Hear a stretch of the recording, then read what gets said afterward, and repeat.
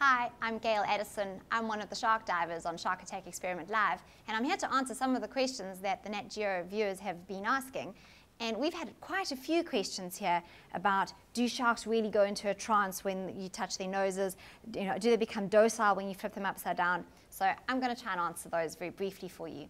We do a lot of work in shark capture, and tonic immobility is what they call this, and it really is a very useful method of capturing animals without hurting them. As a matter of fact, quite recently we were called into the aquarium at Ushaka to have a look at a pregnant raggy that they wanted to see if she was still pregnant or what had happened, because they were quite sure she was over term, and they wanted to do an ultrasound on her, and they didn't want to inject her. So what they did is they asked us if we could go in and turn her into tonic immobility. So what ends up happening is, on sharks' noses are a lot of little ampulla of Lorenzini. So when you touch that nose, it's kind of like sensory overload for them, and their eyes roll back into their heads, and you can flip them over, and they'll struggle for a little bit, and once they're flipped over, then they relax. So yes, it's not so much that they've gone docile, it's that they have relaxed and they're in sensory overload. And you can hold them like that for quite a while.